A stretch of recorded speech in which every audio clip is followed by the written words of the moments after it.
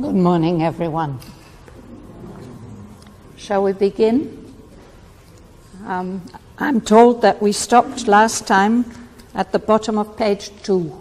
We began our new cycle of reading last Sunday and read about 2 pages.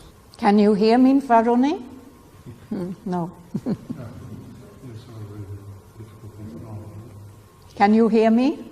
So this canto is called The Symbol Dawn, and it begins with a description of the dawn arriving, starting from complete darkness, that darkest hour before the dawn. And we're in the middle of this description at the bottom of page, or towards the bottom of page 2. We'll start reading from line 58. Arrived from the other side of boundlessness. Shall we start at the top today? Joseph, will you start? Yeah. Arrived from the other side of boundlessness, and I, a deity, peered through the dumb deep, a scout in a reconnaissance from the sun. It seemed amid a heavy cosmic breath, the torpor of a sick and weary world.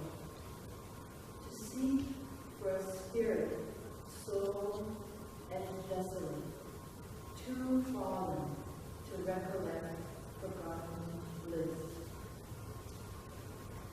Intervening in a mindless universe, its message crept through the reluctant hush, calling the adventure of promise and joy, and conquering nature's disillusioned dread, compelled renewed consent to see and feel.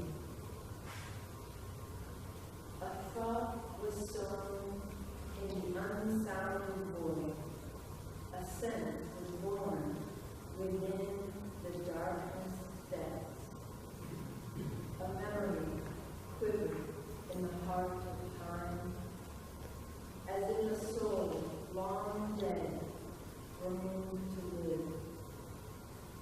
The oblivion that succeeds the fall had blotted the crowded tablets of the past, and all that was destroyed must be rebuilt, an old experience labored out once more. Thank you. This is just the beginning of the dawn process.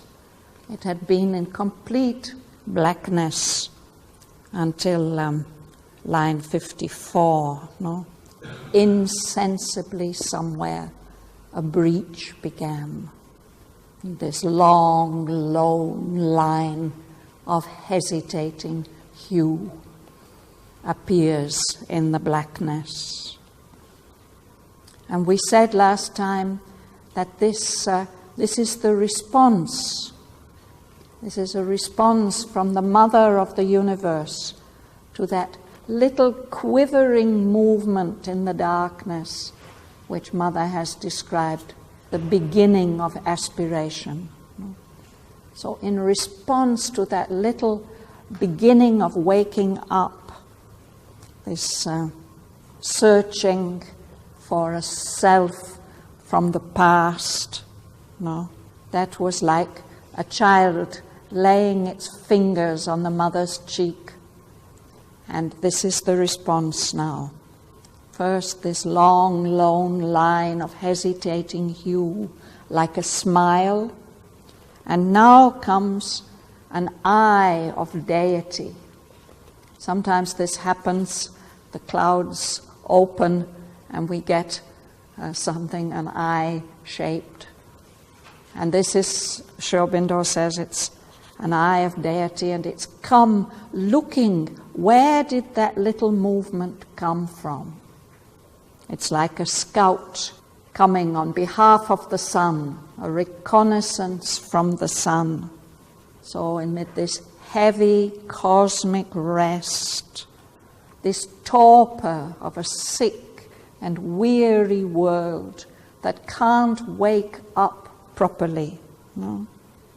But that eye is looking for a spirit soul, all alone, lost, abandoned, too fallen to recollect forgotten bliss. It has known bliss, but it has fallen into this state of darkness and forgotten. It can't remember. But this scout is coming to find it.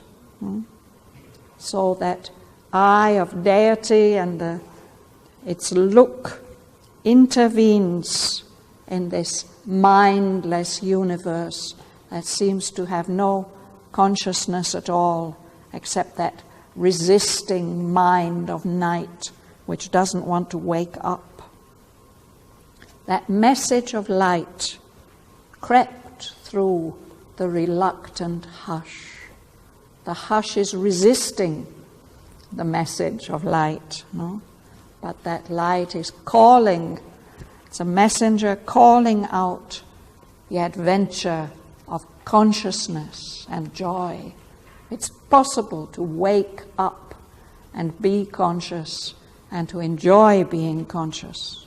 And that message conquers nature's disillusioned breast, that reluctance, that resistance. It compelled renewed consent to see and feel. When even a little light comes into a completely dark place, one begins to see and to feel, whether one wants to or not.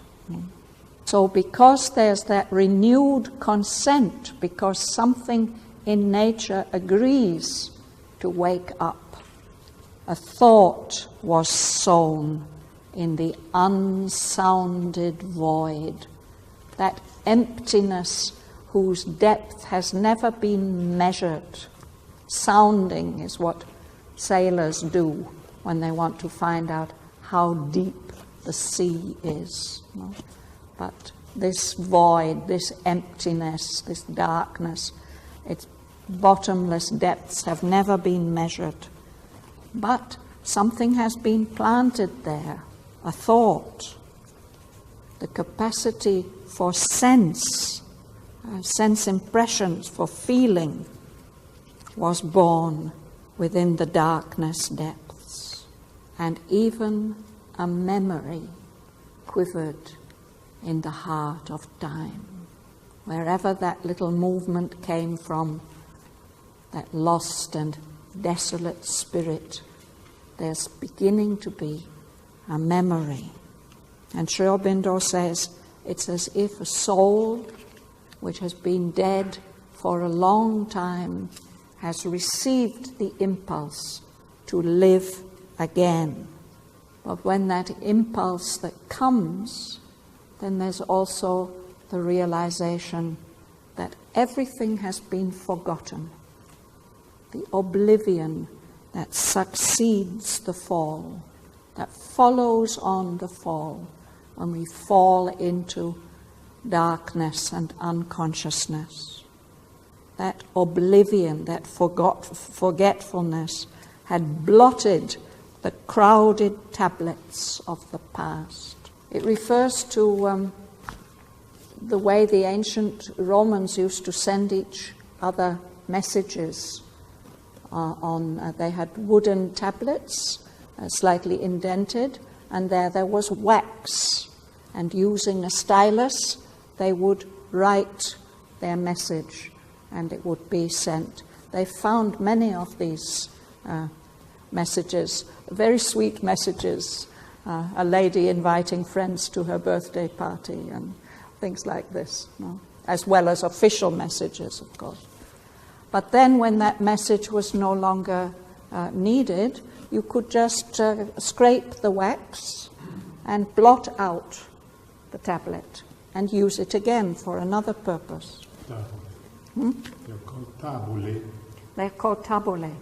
And what is Plural, tabula. tabula? And what is this thing called? The thing that they use for, that's a strigil. Yeah. Can't hear you. No, that's it. Well, we say a tabula rasa. It means that the tablet has been scraped clean, and you can start again. You can write a new message. So it's like that. All the crowded tablets of the past, the many tablets which contain the memory, all the messages of the past, they've all been raised. No? And now, if that entity wants to begin to live again, all that was destroyed must be rebuilt, and old experience labored out once more. So along with that impulse to wake up, there's the other impulse that we can also feel when we wake up in the morning, that, oh, now we have to start it all again. That is quite dominant, this feeling of reluctance and, oh, it's all too much effort. No? Yes, old experience, it all has to be labored out yet again. What did it say earlier? Reviving in another frustrate world in the middle of page 2. That's what this waking up entity feels like. Mila.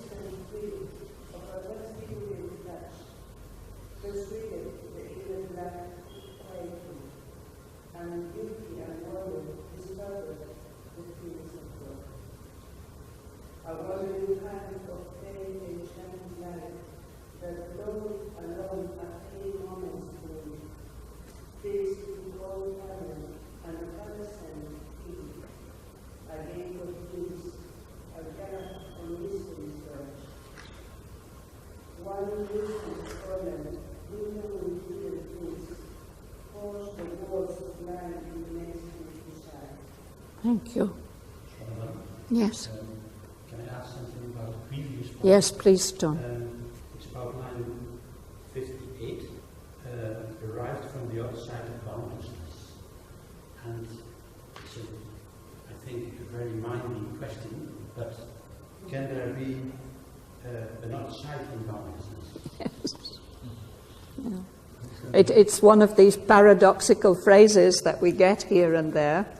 And of course, if there's no boundary, perhaps there can't be another side. But we think somehow of the earth and the universe being curved. No?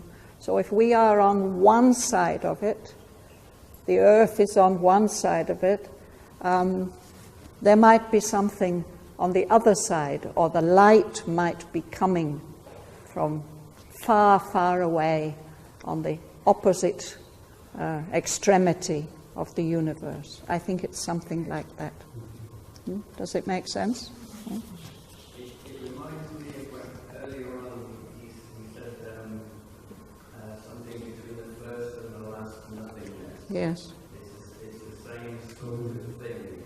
In a way, it's like having your cake and eating it. It's boundless. It is, and yet it is possibly measurable, but no one's ever measured it. I love the way he does that. I think that Einstein has used the expression for our universe, that it's a boundless finite. There doesn't seem to be any limit to it, but it's not actually infinite. Something like that, a boundless. And Sri Aurobindo's taken up that phrase and used it in the poem. His birthday was Tuesday. Einstein's birthday on Tuesday. Okay, we'll all celebrate. We'll celebrate him, dear man, yes. Line 76. All that was destroyed must be rebuilt. My question is, what is the point in recreating what that was already destroyed? It was destroyed for a purpose. I think what one has to recover is what that past was. No? The oblivion has blotted out those crowded tablets. So the whole effort of building up an individuality has to be started again. Even if you can't remember what was there before, the whole process of building up something out of nothing has to be begun. That's how I understand it. In a way, this is what perhaps each soul has to do each time that we take rebirth. Rebuilding is the purpose of the destroy. To start again, yes, yes. Yes.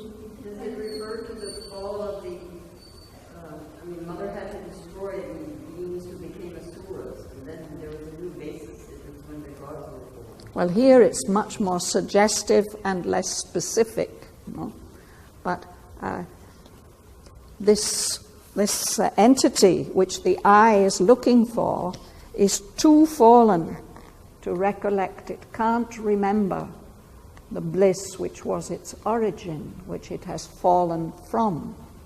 And in a way that's true of most souls. When they take rebirth, they come back into the material world. Even if they've been conscious in this internatal period. Later in the poem, there's a beautiful description of the souls in their sleep in the world of soul, and they are assimilating all the experiences of their past birth, and they are foreseeing and planning the map of the next birth. There is a continuity, but the mother says that most often when we leave, and there's a line that refers to it, when we leave that world of soul to return to the material universe, she said it's like falling on your head. And you forget. The oblivion comes. You forget. And that's when this rebuilding process starts. But you're quite right. I mean, in the Life Divine we read that Sri Aurobindo says this forgetfulness is absolutely necessary because it gives the soul the chance to labor out experience again, without remembering everything that was in the past. It's very important for us that each time we can start anew and afresh. This is the memory of the soul, of what it has been in its past life. That memory seems to have been destroyed. Of course, it's still there somewhere, but it can't recall it. So there's this feeling of, now we have to start the whole process again. The mother was talking about psychicizing the mind and vitally, the physical, so that we do not have to go through the process of building it from the scratch. Yes. So ideally, the soul carries within it the significant memories of the whole past. And she said that when we come in touch with our soul, then we can recover those memories. But it's not detailed memories of whole lifetime. You read books where people recall their life in ancient Egypt or in ancient Greece, and it's all in full detail and an incredible story. And she said that that's just imagination. What the soul remembers is significant moments. And Aurobindo says it's like points in a folded paper or fabric that's been folded up, and there's a line of little dots as if a pin has been stuck through. And then if you spread out the fabric, there's just these sparse dots here and there, but they represent the journey of the soul. He describes it something like that. Here and there memories. Can you consider that this rebuilding is happening in a better way, because everything has to be in a progressive sense? So rebuilding also happens in a progressive, better way. It should. It should. Yes, it should. So that would be implicit here that... Well, here it says that that effort of rebuilding may seem impossible, but then the next line says, all can be done if the God touch is there. So if there's the divine assent to that rebuilding process, then everything can be done. And that wonderful reassuring line, it marks a transition in the narration, no? Because that's when that reassurance comes, all can be done if the God touch is there. Then the hope comes, a hope stole in. It's a very tiny, feeble hope. It hardly dares to be in the midst of all this forlorn indifference, this sadness and hopelessness of the night. And this is not just a physical night, this is a psychological night, a night of depression and hopelessness. But that hope then takes this beautiful form, as if solicited in an alien world with timid and hazardous, instinctive grace, orphaned and driven out to seek a home, an errant marvel with no place to live, into a far-off nook of heaven there came, a slow, miraculous gesture's dim appeal. I connect this with the hope. The hope is like a little orphaned child on the desolate streets of 18th century London. A beautiful, innocent child, but driven out, nowhere to live. And it is begging, it's soliciting, it's asking for help in this alien world, because actually this is a soul that's come from somewhere else, a blissful world, no?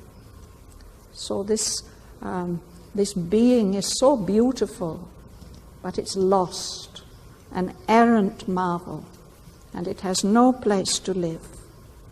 This errant marvel gets expressed in the darkness there, just in one tiny, far-off corner of heaven. There comes this gesture of appeal, a slow, miraculous gesture's dim appeal. It's the next stage in the light emerging. And there's a response to that appeal. It's that as if that little child is holding on to somebody, this persistent thrill of a transfiguring touch. It won't let go, no? And there's something thrilling and wonderful about that touch, holding on to the inert black quietude. There's a response. Beauty and wonder disturbed the fields of God. All that vast blackness, suddenly we see that this is the fields of God. So miraculously beautiful. And then There's this hand, a wandering hand of pale, enchanted light that's glowing just on the edge of the fading moment. This whole movement is so subtle, almost imperceptible, the growing of the dawn light. There's a window opens, or a gate of dreams. It's just half open, ajar on the edge of mystery. And it has a gold panel and opalescent hinge. Opalescent is all the colors of the rainbow, but in a very pale pastel colors, not vivid, pale. Like mother of pearl, the inside of a shell. Like the inside of a shell, mother of pearl, exactly. Yes. Or like those beautiful opals, milky opals. There are very intense ones also, but this is the milky one. So that corner, that gate of dreams, windowing unseen things, mysterious, heavenly things, these forces, all that dark, lost world's blind immensity is forced to see, to become conscious. I think that's where we stopped. Somebody wanted to ask something? No, I just thought you would start reading. Oh, yes. No, the next person can start reading. Larry. The darkness failed and slipped like a falling cloak from the reclining body of the god. Then through the pallid rift that seemed at first hardly enough for a trickle from the suns, outpoured the revelation and the flame. The brief perpetual sign recurred above, a glamour from unreached transcendences, iridescent with the glory of the unseen. A message from the unknown immortal light, a blaze upon creation's quivering edge, dawn built her aura of magnificent hues, and bearing its seed of grandeur in the hours. Thank you. There's two things to share about this first two lines. The darkness failed and slipped like a falling cloak from the reclining body of a god. You can see a glorious golden god has been covered up by the darkness. Now the darkness just slips off like a cloak. This is an image from the Vedas, referring to the dawn goddess. It's as if she's covered up with this dark cloak, and the cloak falls away and reveals her glorious body. When the mother was guiding Huta to make the meditations on Savitri paintings, illustrating some of these passages, when they came to this particular passage, she told Huta about a vision which she had had many, many years earlier, in the early years of the last century, maybe 1906 or 7. And she's referred to that vision in other places. She even described it at the time, of being at the bottom of a deep, dark ocean, the ocean of the inconscient. And she saw a glow coming in the distance and moved towards that glow, and there was a cave. The light was coming out of a cave. Inside the cave, there was a being, a wonderful luminous being, lying, reclining, asleep, the reclining body of a god. And she told Huta that emanating from the body of that being were all these rainbow colors. She spoke of him as the first avatar, the divine, in the very heart of the inconscience, radiating light. And because that light is radiating, evolution goes on and the light is growing. So that her illustration for these two lines, it is of this reclining body of the God when the cloak has just slipped off and all the beautiful rainbow-colored rays are spreading.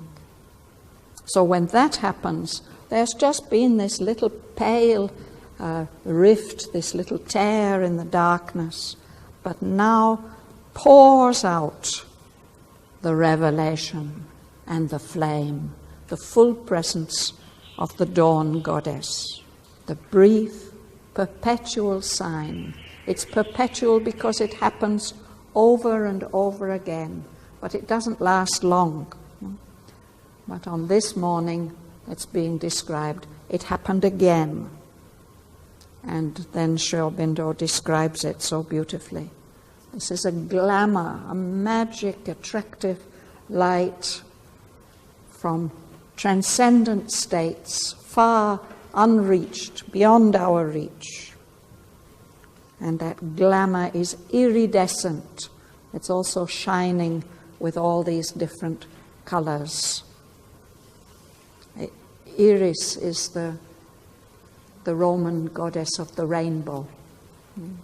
So something that's iridescent is glittering and glowing with all the different colors of the rainbow. With the glory of the unseen. We can't see the transcendent, but his glory is expressed in these colors. This is a message to earth from that unknown, immortal light, which is always blazing on the quivering edge of creation. Dawn brings that message and builds her aura of magnificent hues and buries its seed of grandeur in the hours. In earthly time, she plants a seed of that unknown, immortal light. That seed will grow eventually. Yes, please, Amadasha. The brief perpetual sign recorded. So this is dawn, the coming of the dawn. Not yet the sunrise, but the coming of the dawn. This is a sign.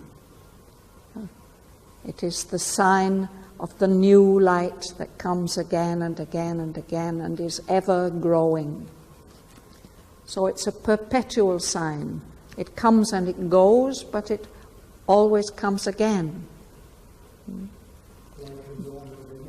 This is the dawn in the morning. It's so amazing the way in which he's describing the dawn in the morning, the light coming to earth again, and at the same time he's describing so many other things. Here he's referring to this symbolic meaning of the dawn. This is a symbol dawn.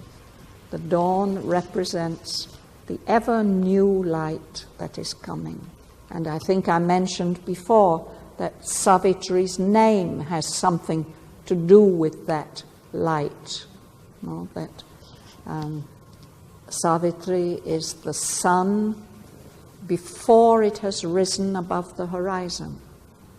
So it's on its way. It represents a new light every day. That's how the ancient rishis saw dawn, bringing her succession of illuminations. Does that make it clear for you? You like to read? You who are turning around there, sorry, I don't know your name. Top of page 4. An instance visitor. An instance and life's thin border the while the vision stood, and bent over Earth's pondering forehead growth, interpreting a recondite beauty of bliss, and colors hieroglyphs of mystic sense. The growth of the lines of a significant myth, telling of the greatness of spiritual beings. The brilliant holy stand with the sky opaque. Almost that day the Epiphany was disclosed, of which all thoughts and hopes are simple players. The lonely splendor from the invisible goal almost was flung on the torpor in me. Thank you. I'm wondering about this dawn of the sun and the setup. How is this changing? You see this, how you express it here, the grandeur in your eyes. I think it's that this changing which is happening there. There's such a beauty in it. We can get a very clear picture of this, no? That this Godhead, this divine dawn goddess, she only stays for a very short time, for an instant visit.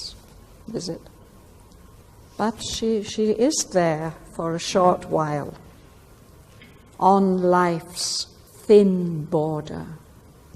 If we think of the mass of the earth, then the realm of life is actually only a very thin covering.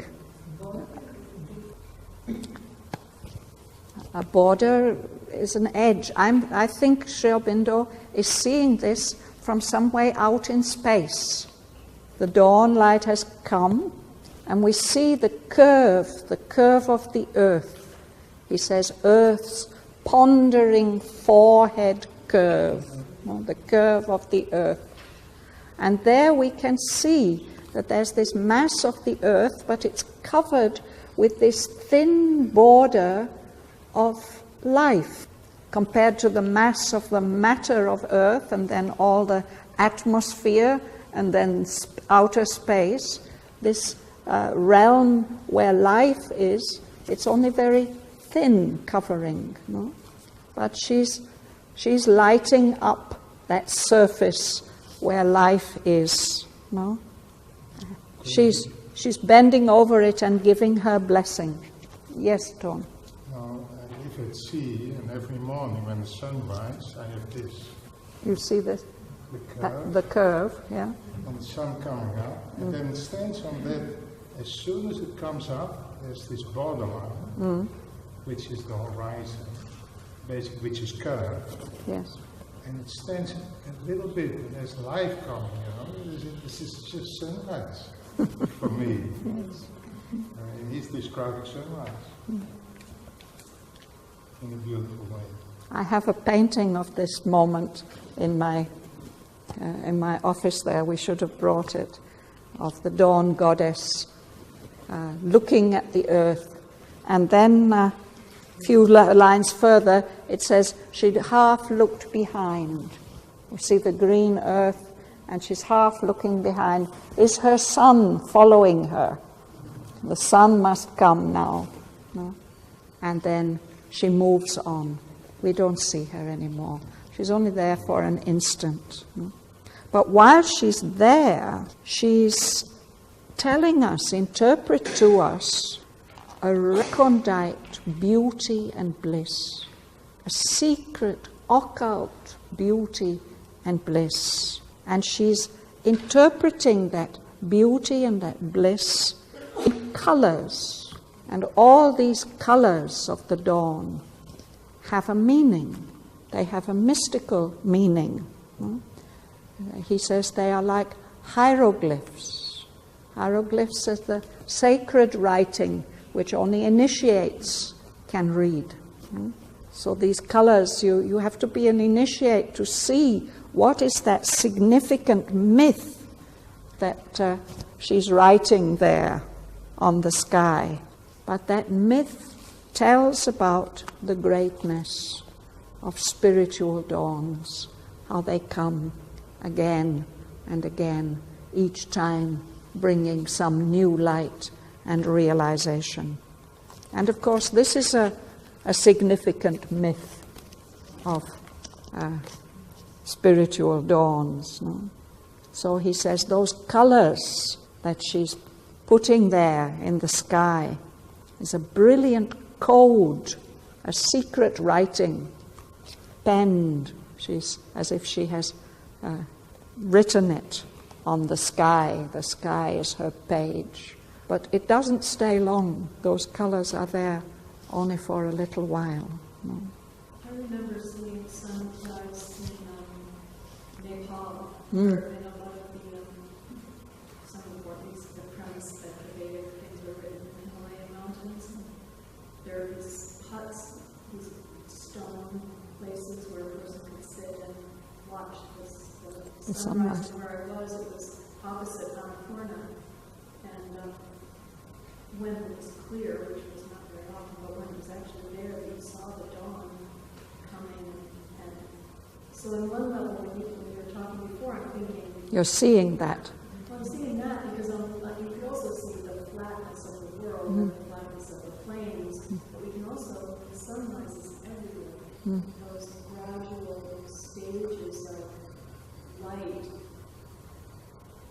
that illumination, it only lasts a moment, but and it's absolutely magical when it's there. It's really transfiguring, no? I have another...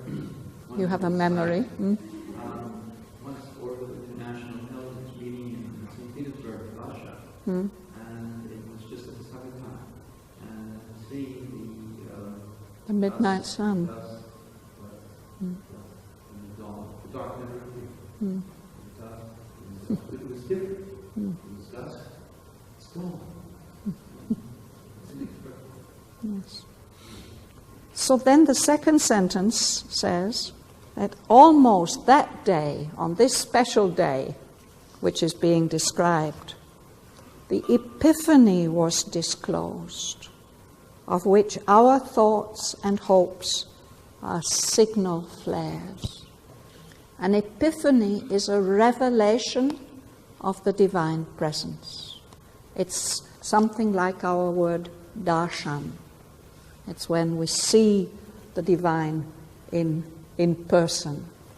In Christian terms, of course, it's the recognition of the child Jesus, the baby Jesus, by the wise men from the East. They come and they recognize that he is the Messiah, the great one, the avatar.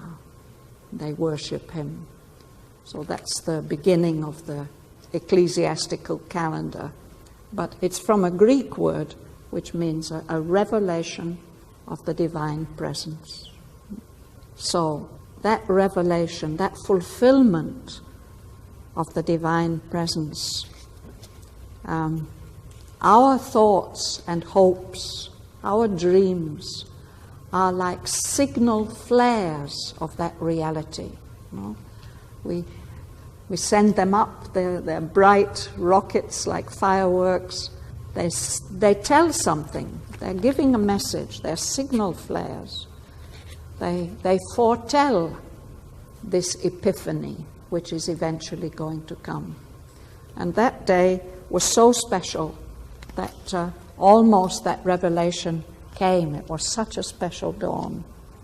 A lonely splendor from the invisible goal, where we are all going to, but which we can't see, but some expression of that, a lonely splendor from the invisible goal, almost was flung on the opaque inane. It's like a cinema screen is opaque. It doesn't let the light go through, it reflects it back.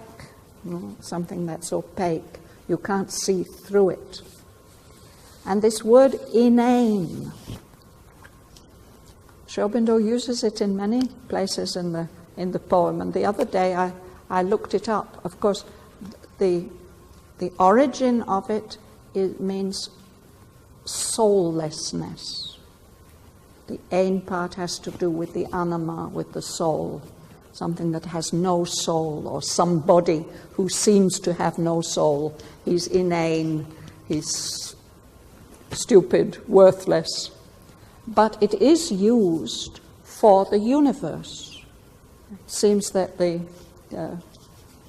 poets, the English poets and writers, they felt that this universe is a vast meaninglessness.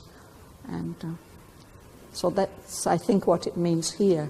On that blackness of space, a lonely splendor, some sign from the goal that we're all moving towards. Almost. It wasn't complete. If it had been complete, perhaps there'd have been an immediate transfiguration. Yes? Yes, recondite. It's more or less like occult, hidden and secret and difficult to find out. The epiphany, you think, refers to the supramental manifestation. In other words, at that time there was enough time for it to come. So that's why it says almost. It almost, yeah. So he continues with this description of the dawn. Matthew. Once more I tread turf the vacant vast. Infinity's centre, face of rapturous calm, parted the eternal lids of that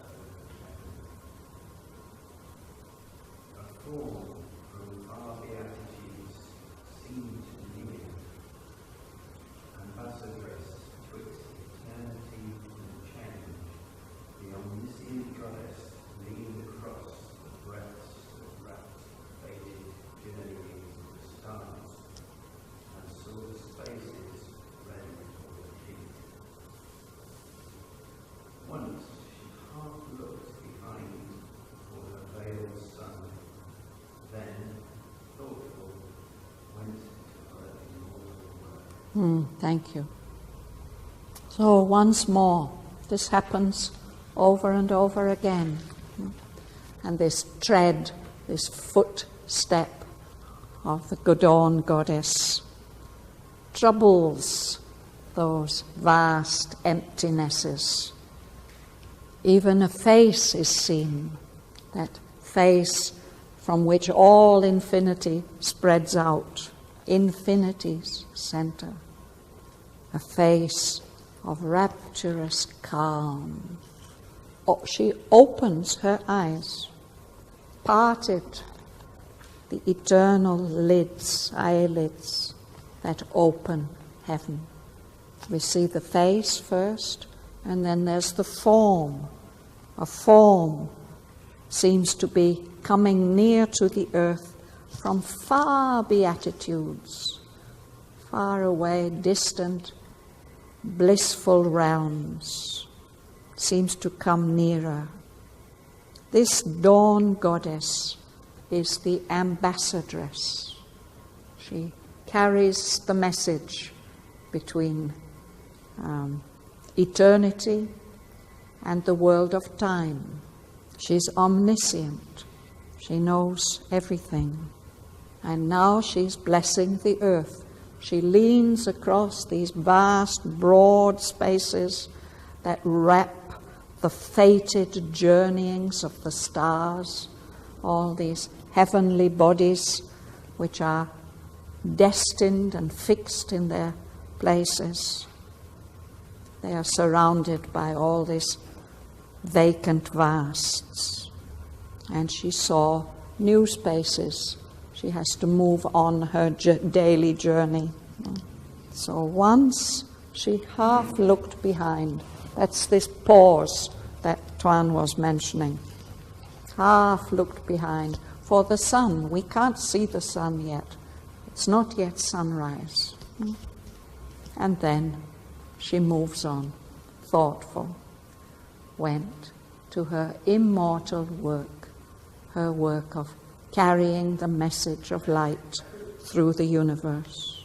One of the things that I love in this is he's always doing up and down and out and in. He takes it Yes. And then you have the sense that that phase of rapturous calm and part of the bliss that allowed all that we want to come in is literally innocent. Yes. Yes. Yes, it's very, very remarkable in this whole passage how he's zooming out in from infinity and then out again and showing us.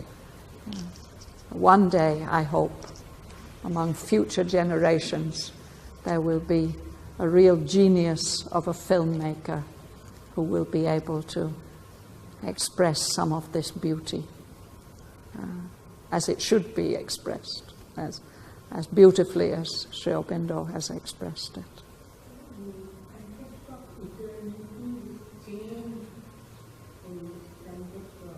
I'm sorry, Sudha, I can't hear you. Could you speak a little louder? Yes. So it means an ambassador is the person who represents one country in another country, no? So he's making a link between two different realms. So there's the transcendent realm of eternity and infinity, formlessness, timelessness, no? And then there's this realm of time and change and growth and progress. So the role of the dawn goddess is to make a link, to carry messages between the transcendent realm and the world of time and space and individuality. Form. So then, Sri Aurobindo describes for us the response of the earth. Young May, you like to read? Earth fed impetuous ancestors, walking near of nature, heard her steps, and wildness turned to her with limitless eye, and scattered on sear depths her luminous smile, kindled to fire the silence of the world. All grew of consecration and light. Air was a vibrant link between earth and heaven. The wide wind hum of great Christian wind arose and played upon the altar here. The high rose prayed in a revealing sky. Here, where our happy ignorance stirs the truth, on the down bosom of the ambiguous earth. Here, where one knows not even a step in front, and truth has her throne on the shadowy deck of doubt. On this anguished and precarious field of toil, outspread than as some large indifferent gaze, impartial witness of our joy and pain. Our prostrate soul bore the awakening ray. Thank you. Anyone, do you would like to share anything about these lines? Yes, Sri Aurobindo seems to be indicating that from the world of nature, which we think of as unconscious, there's actually a conscious response to this passage, to a passage of the imperishable, the divine. No? Here it talks about life.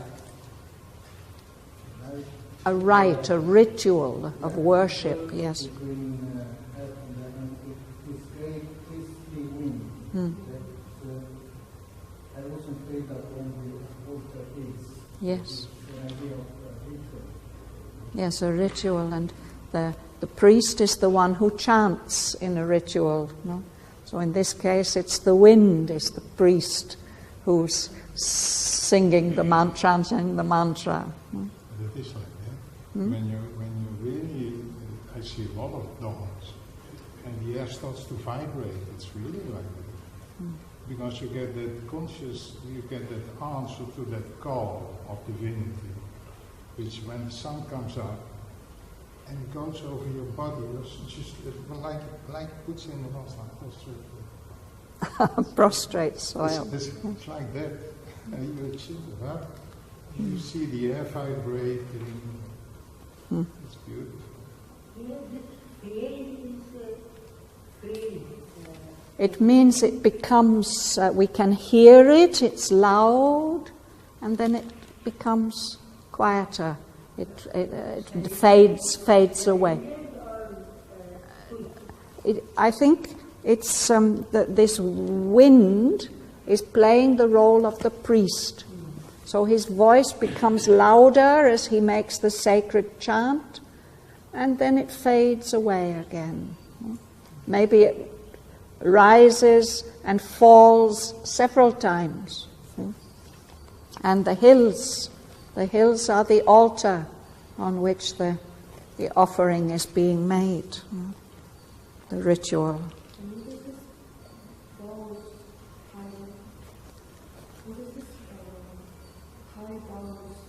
The boughs are the branches of the trees. So the trees are lifting up their branches in worship. Yes. See the plants in the morning, get up, see how they start to vibrate the leaves. It's really like that. I get the energy. Invite us to his house to watch the dawn. Yes. Yeah. I'm going to come to your house and watch. You should invite. You can do it, just wake up and watch what happens in the garden or wherever you want. Look nature. But you have to be there by 5:30, you have to see it. Then slowly it comes. That's the moment I go out to swim. And then the sky is revealing. Yes, it's showing something. It's telling something. And the point is, that is for you. Elsewhere in the world, it's still dark, so she keeps on doing this. She goes on her work to do it all over. Oh, be conscious, wake up. Turn around. It's play. It's nice. So there he's... It's so interesting, excuse me. Yeah. It's the same sound as BOWS, which implies surrender. So it's interesting that branches has a whole other vibration, but boughs is like, it's like adoring. Yes, adoration.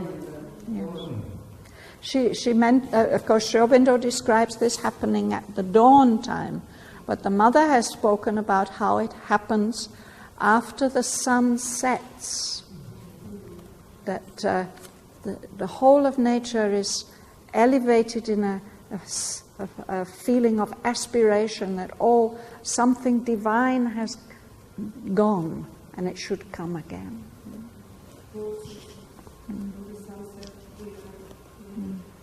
So it's a very special moment of intense aspiration. She said we can choose even. Yes, that's it. Yeah. So that's the response of nature. But then he says here, in our world, our human world, our half-lit ignorance is being carried around on the surface of the earth through these gulfs.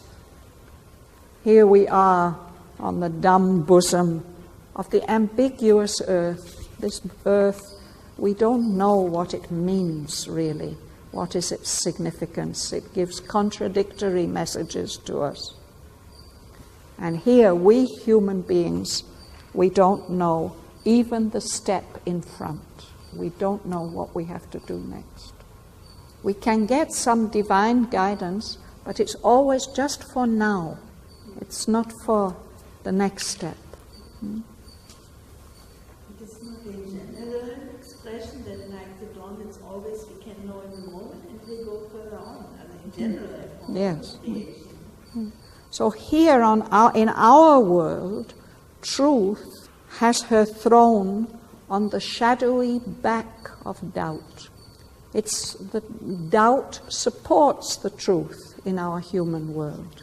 It's a very important way for us to relate to truth. There's a chapter in The Life Divine where Aurobindo speaks about this. In our half-lit ignorance, we shouldn't just credulously believe everything. Doubt helps us to find the truth. So truth is here, she's supported on the shadowy back of doubt. And here we live in this field of toil. This whole earth is full of effort and struggle. So it's anguished, there's full of suffering, and it's precarious. There's danger, and we can't be sure that anything will last. No? And this world of ours, we feel that it's spread out beneath this vast gaze of the higher levels of consciousness. That seems to be an impartial witness. It doesn't care whether we are happy or whether we are suffering. It's an impartial witness of our joy and our bale, our misfortune. Here too, on our prostrate soil, the surface of our earth, this awakening ray comes and lights everything up for an instant. Will you read? Here too. Here too, the vision and the prophetic reading lead into miracles, common humans' shapes. Then the divine afflatus. spent, withdrew, unwanted, fading from the stage. A secret yearning lingered in this place, the worship of a presence and a power. Too perfect to be held by best-bound hearts. The presence of a marvelous burst calm. Only a little the godlike can stay. Spiritual beauty, illumining human sight. Lines with its passion and mystery, matter's mask.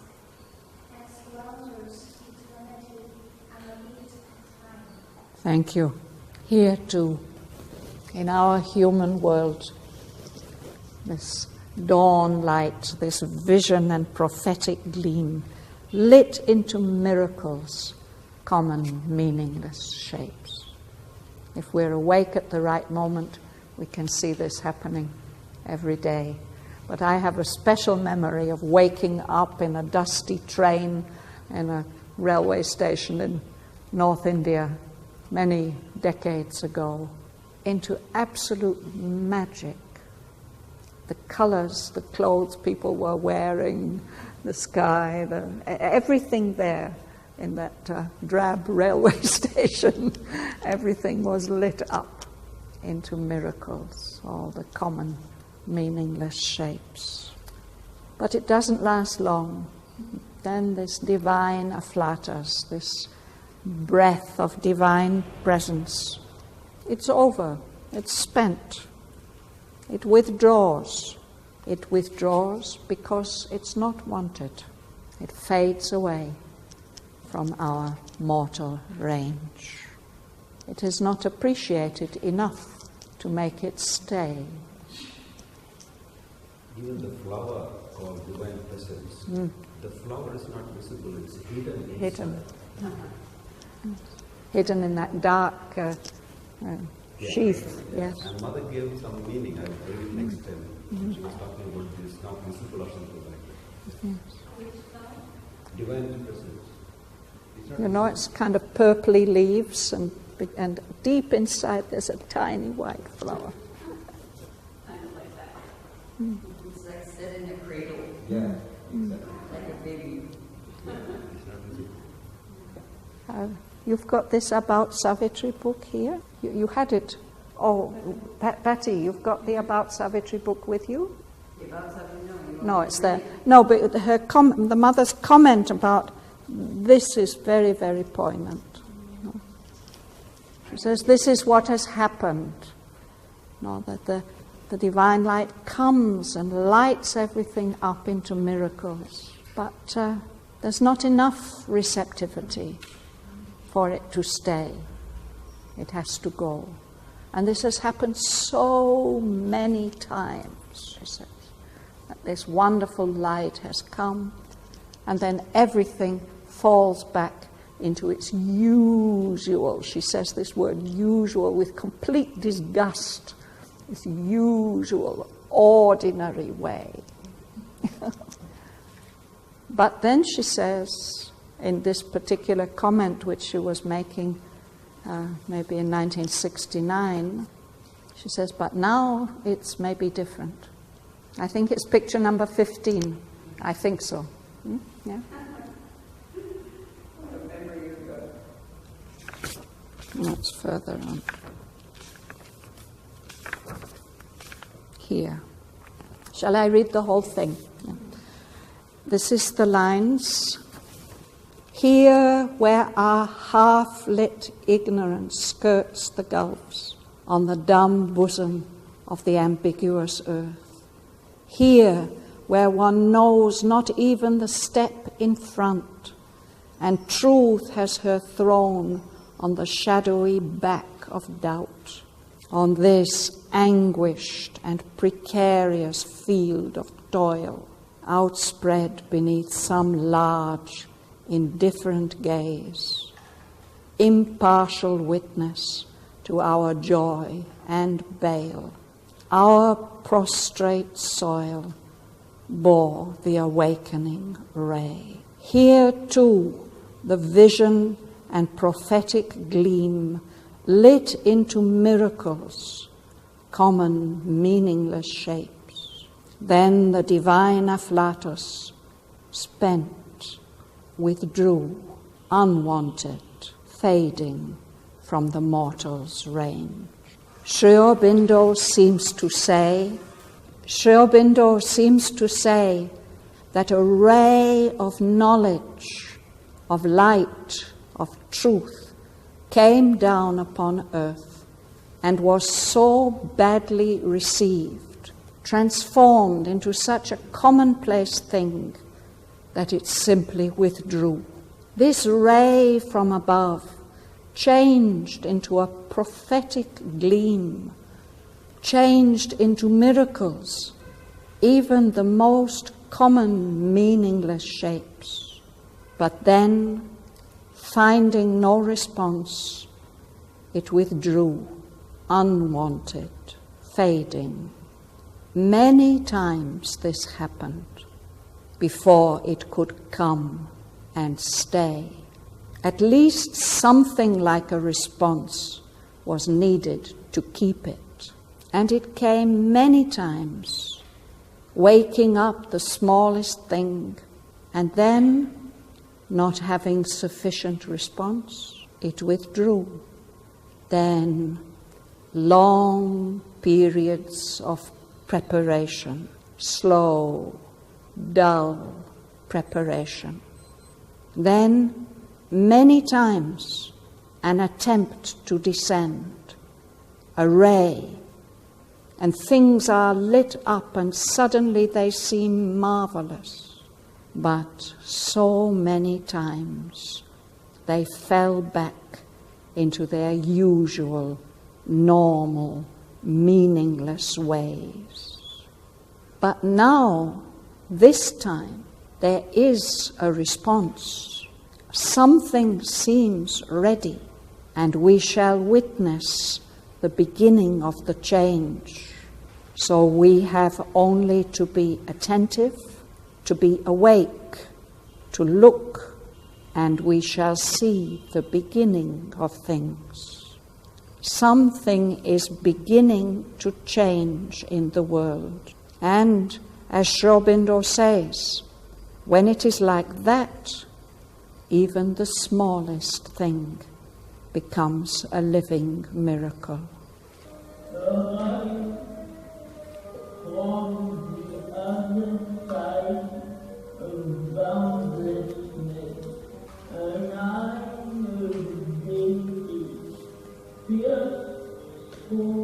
the dark view. A scout in a croissant from the sun, it seemed amid the heavy cosmic light, the torpor of the sick and weary world. To seek for the spirit, soul and desolate, too fallen to recollect, forgotten bliss. All can be done if the God touch is there. A hope sown in that hardly destiny. Amid the night, forlorn, indifferent, into a far-off nook of heaven, there came a slow, miraculous, blessed infinity, a wandering hand of pale, enchanted light that glowed along a fading moment, fixed with gold panel and opalescent skin, a gift of dreams, a jar on blistering earth, one lucent corner, windowing a figure scene, for the world blinding immensity to sight. The darkness filled and slipped like a falling cloak from the reclining body of the God. A glamour from the unreal transcendency. Irritated with the glory of the unseen. A message from the unknown immortal light. A blaze upon creation's quivering edge. Dawn built her over a magnificent shoe and buried its seed of grandeur in the hour. On life's thin border, white the vision stood, and bent over earth's wandering forehead, heard once more a thread perturbed the vacant bus. Infinity's center, a face of rapturous calm, parted the eternal lips that open heaven, a form of calm gratitude seemed to near.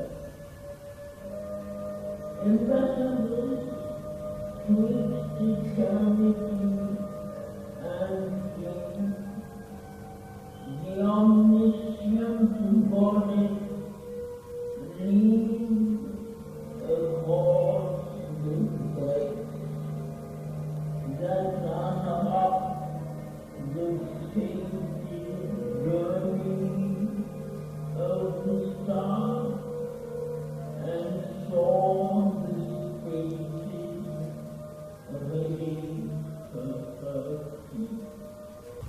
Thanks to Aurobindo.